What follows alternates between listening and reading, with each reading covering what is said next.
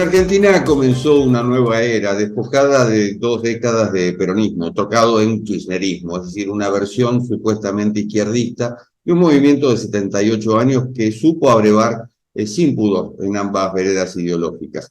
Cambio de época a plazo fijo el 10 de diciembre, cuando asuma Javier Milei, libertario, que encierra mil y una incógnitas sobre su temperamento histriónico y sobre sus promesas electorales. Una palabra: incertidumbre. Y otra, negociación, sobre todo en el Congreso, donde estará en minoría, y con las provincias, en su mayoría gobernadas por la Unión Cívica Radical y el mismo peronismo. Del voto bronca se pasó al voto miedo, y del voto miedo se pasó al voto contra el miedo. 3 instancias: las primarias, las generales, el balotaje, en el cual Milei rompió el sistema en Argentina. El del clientelismo político, más allá de la motosierra, de su discurso extremista, emparentado con los de Donald Trump, de Jair Bolsonaro, el partido español Vox, y más allá también del aberrante uso de fondos públicos durante la campaña de su rival, Sergio Massa, ministro de Economía y presidente de facto, ante la ausencia de Alberto Fernández, para un solo fin: infundir miedo. Estamos con Loris Zanata, que es doctor e investigador en Historia e Instituciones de América Latina en el Departamento de Ciencias Políticas y Sociales de la Universidad de Bolonia, es consejero académico de CADAL. Y para que nos ayude, Loris, a ver, las elecciones disiparon las dudas finalmente. ¿La bronca hacia el peronismo superó el miedo a Milei? Sí, así fue efectivamente. La campaña de terror en contra de Milei, casi apelando a una especie de unión sacrée, dicen los franceses, contra el enemigo a las puertas, no funcionó. Y yo creo que no funcionó por 2 razones. La primera, obvia, que todos los argentinos conocen, es que la situación socioeconómica es tan grave que bueno, los argentinos pidieron cambios y nadie podía hacerle cambiar de idea. La segunda razón, que tal vez algunos se olviden, es que la verdad, el peronismo no es creíble como fuerza democrática asustada por los peligros que un hipotético adversario causaría a la democracia. El peronismo no tiene una tradición democrática, su idea de democracia nunca ha sido la democracia liberal y su convivencia con el sistema constitucional liberal sigue siendo muy problemática, de manera que es muy antidemocrático decir que si gana el adversario peligra la democracia. De manera que en realidad la campaña de terror yo creo que haya terminado favoreciendo a Milei. O sea, no puede ser que el peronismo, que es responsable mayor de la situación que vive Argentina, haga una campaña para perpetuarse en el poder contra un adversario que puede gustar o no, pero que triunfó en las elecciones, es un presidente constitucional y democrático.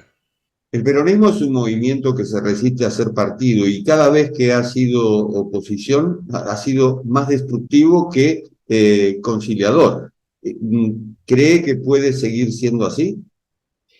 Este es uno de los grandes interrogantes sobre el futuro. Uno, por supuesto, es cómo evolucionará Milei, pero el otro es precisamente cómo reaccionará el peronismo.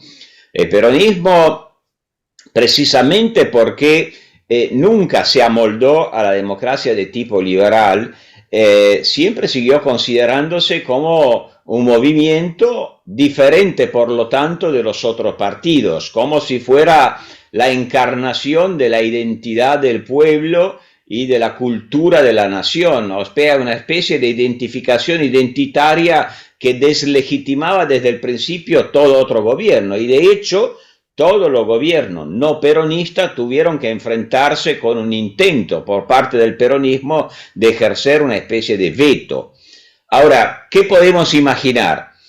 Bueno, lo que me cuesta imaginar es lo que en realidad sería lo más lógico, que el peronismo reflexionara sobre las razones de su derrota y enfrentara un cambio cultural para, repito, amoldarse a una democracia de tipo liberal. pero esto dudo que pase, nunca pasó y no va a pasar esta vez. Yo me imagino que, por un lado, el peronismo provincial, especialmente el más moderado, intente menemizar, digamos así, a Milei, o sea, buscará acuerdos, y acuerdos significa toma y daca, compromisos, inevitable.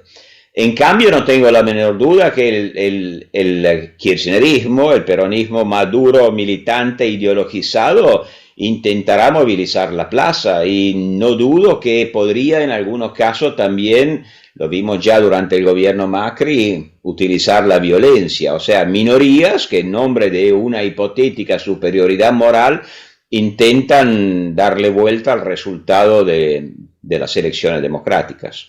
Es decir, Milei debería moderar su discurso y correrse hacia el centro justamente para lograr algún tipo de consenso. Bueno, yo veo que Milei ya dijo, ¿no?, que no va a ser gradual. Y se entiende que lo diga. Primero, porque triunfó precisamente por no ser gradual. O sea, le vendió a los argentinos una especie de mesías que le va a solucionar todos los problemas. Y del otro, porque efectivamente la vía gradual fue la tumba de Macri, no lo olvidemos, ¿no? Pero en realidad existe otra vía que no sea la gradual. En realidad me temo que no. Yo creo que Milei tendrá que hacer la cuenta con una cosa que a mí me parece evidente. No ganó el liberalismo. No es que Argentina, que es un país de cultura antiliberal, de repente se haya transformado en el paraíso liberal. No es que Argentina, que fue una fábrica de antiliberalismo a lo largo de los últimos 80 años, de repente va a tener el programa más radicalmente liberal del mundo, que sería el de Milei. No es así. Triunfó el antiperonismo, eso sí, pero el antiperonismo no necesariamente es liberal, y menos de un liberalismo tan radical como el de Milei. De manera que sí, Milei va a poner mucha agua en su vino, es inevitable, y aún así no sabemos cuánta parte de su programa podrá realizar. Aprovechando que usted es italiano y vota en Italia, ¿alguna comparación con Giorgia Meloni, con Matteo Salvini e inclusive con Berlusconi? No sabría en ese sentido yo, o sea, desde la oposición hay similitudes, pero esto vale para todos los movimientos que tienen alguna referencia o algún estilo de tipo populista. O sea, también Meloni desde la oposición, exactamente como Milei, utilizó mucho el lenguaje maniqueo de separar su pueblo, una especie de pueblo puro, de la casta política por definición corrupta. Meloni también en su momento utilizó propuestas extremas, o sea, un enfrentamiento con la Unión Europea, una simpatía por fuerzas políticas o países antioccidentales, pero llegada al poder efectivamente se moderó mucho. Pero lo que hay de diferencia es que efectivamente Milei tiene un seco ideológico radicalmente liberal, no casualmente se define libertario más que liberal la mayoría de las veces, que no lo encontramos en Meloni. En Meloni hay un rasgo de nacionalismo italiano que tiene raíces muy profundas, que hace que bueno, haga hincapié en el rol del Estado. Milei hace propuestas tan estatistas que no existen, yo creo, en ninguna parte del mundo. Por eso yo digo, han funcionado en campaña electoral, en el momento de implementarla, como hoy se dice, encontrará enormes obstáculos. Y ahí se ve, ¿el Milei movimentista se va a transformar en un Milei estadista? Esa es la gran pregunta, nadie lo sabe. Estamos en presencia de la descomposición de la clase política tradicional, tanto en Argentina como en varios países occidentales. No sé, no es la primera vez, hay fases de cambio. Ahora, claro que no quiero decir que nunca hay nuevo bajo el sol, porque claro que las sociedades contemporáneas son tan dinámicas, tan fragmentadas, tan atomizadas, son tantos los actores, ¿no? Y tantos los grupos que que complejizan todo, por supuesto. Esto hace que también la representación política sea muy volátil, ¿no? Uno puede ser rey en la tierra hoy y mañana terminar al tazo de la basura, sin duda. Esto pasa en muchos lugares, pero los cambios de élite dirigente, la circulación de las élites dirigentes, la mayoría de las veces pasó por traumas, ¿no? Han habido traumas peores. Pensemos al finalizar de la Segunda Guerra Mundial, el cambio de clase dirigente que hubo en la mayoría de los países, no solamente de Europa, sino del mundo. Ahora, esto no significa que no estamos frente a un cambio. Lo que sí me parece que es el cambio de época más inquietante en muchos aspectos, en la Argentina también, es la polarización. O sea, los cambios que se dieron desde la Segunda Guerra Mundial por acá, más en Europa que en América Latina, pero también en América Latina, especialmente a partir del final de la Guerra Fría, fueron cambios dentro de un cierto consenso acerca de los fundamentales institucionales y económicos. Hoy vemos polarizaciones que ponen en jaque efectivamente este consenso. No estoy seguro que los peronistas y Milei, cuando dicen respetar la democracia, estén hablando de las mismas cosas y estén hablando de la democracia de tipo liberal como nosotros la conocemos. Da la sensación de todos modos que el peor preparado políticamente es el que gana las elecciones. Caso Donald Trump frente a Hillary Clinton en Estados Unidos, caso Jair Bolsonaro frente a Lula en Brasil, caso Milei frente a Massa en Argentina. Bueno, esta es la mejor prueba de que hay una crisis de representación. Sobre eso no cabe la menor duda.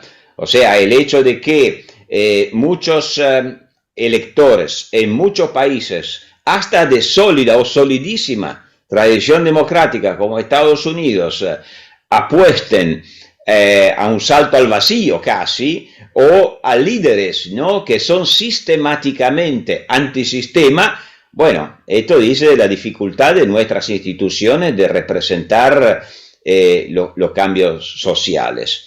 Ahora, claro, en Estados Unidos, a pesar del radicalismo de un hombre como Trump, bueno, las instituciones democráticas son suficientemente sólidas y flexibles como para tolerarlo. Brasil también, dentro de todo, demostró estar en condiciones. Veremos en la Argentina, porque Argentina no tiene una tradición tan sólida de democracia y el consenso acerca de los fundamentales es todavía menor. Y volvemos a lo de antes, ¿cómo reaccionará el peronismo? ¿Cómo evolucionará Milei? Esto, la verdad, es tierra de nadie, nadie lo sabe. Cuando hablamos de peronismo en Argentina, también hablamos de sindicalismo, también hablamos de movimientos sociales, en fin, de una gran cantidad de entidades o instituciones que dependen justamente del Estado, y Milei lo que quiere es adelgazar ese Estado. Sin duda, y yo creo que es tan lógico, es tan obvio, es tan evidente que probablemente el problema de adelgazar el Estado, insostenible, se le habría puesto también a Massa en caso de ganar. O sea, yo no dudo que en caso de ganar, Massa de todas formas habría intentado disminuir el poder del kirchnerismo e ir hacia una especie de neomenemismo. ¿Por qué? Porque la situación argentina está en gran medida causada por la ineficiencia del Estado. A uno puede gustarle un Estado más grande, un Estado más pequeño, son posiciones legítimas. Lo que pasa es que en la Argentina se aprovechó una contingencia económica extraordinariamente favorable en la época, ¿no?, del precio alto de la soja, para agigantar el Estado y transformarlo en una enorme maquinaria clientelar. Y esto es insostenible. El precio que está pagando Argentina para esto es enorme. Entonces, el Estado tiene que adelgazar. Pero ¿cómo adelgazarlo? Ahora, decir yo llego con la motosierra es muy popular. Pero después, cuando tenés que meter mano en eso, es más complicado, porque toda vez que tocar un privilegio se levanta una corporación. Y va a pasar también con las corporaciones que han votado por Milei. De ahí, por eso yo insisto, bueno, el movimentista, el populista, se tendrá que transformar en estadista, tejer alianzas en el Parlamento, en la opinión pública, y tener en cuenta que donde hay heridos no se puede decir simplemente los dejo en la calle, porque si no, como un boomerang se volverán en contra de ti. Ahí comienza el desafío del Milei político. Milei sabe ser político, además de destructor, sabe ser un constructor, no lo sé. ¿Cómo ve la relación del gobierno de Milei con el mundo? Gabriel Salvia, director de Cadal, escribía en estos días que Luis Lacalle Pou, presidente de Uruguay, cuando asumió, no invitó a regímenes que considera autoritarios, como es el caso de Venezuela, de Nicaragua, de Cuba. En el caso de Milei, es posible que a la Asunción asista Bolsonaro y no Lula. ¿También hay un cambio en la proyección de Argentina hacia el mundo? Esta es otra incógnita, efectivamente. Hasta ahora, el Milei que conocemos es de la cabeza hasta los pies, economía, economía, economía. Parece que para él no exista otra cosa en el mundo. Ahora, yo deseo o espero, para el bien de Argentina, de todos los argentinos, que Milei le delegue un poco, ¿no? La política exterior a personas que tienen a lo mejor más experiencia, más conocimiento del mundo. Ahora, en campaña electoral uno puede decir no voy a comerciar con China o con Rusia. Está bien, pero la realidad es otra. O sea, el principio de realidad debería ser un principio de todo buen liberal, yo creo. Entonces, bueno, puede no gustar Lula a Milei, lo entiendo, y Lula apoyó a Massa, pero no se hace así la política internacional. La política internacional se hace con quien está, pues si no, transformamos el mundo en un conflicto ideológico permanente. Entonces, las instituciones multilaterales, la governance internacional, se basan sobre el reconocimiento de los gobiernos soberanos, aunque nos gusten. Pues si no, comenzaremos con que otro gobierno dirán que no le gusta Milei y no reconocerán a Argentina. Así no se va a ningún lugar. Hay que colaborar en las instituciones multilaterales. Argentina tiene una larga historia, lamentablemente, de unilateralismo. Bueno, yo espero que con un poco de sabiduría y de prudencia, Argentina participe de los foros internacionales para favorecer el orden internacional liberal, que está en grave crisis. Loris Anata, un placer. Muchísimas gracias. Muchísimas gracias a Cadal y a vos. Y esto ha sido Cuarto de Hora, el programa de Cadal TV. Nos reencontramos en la próxima. Chao.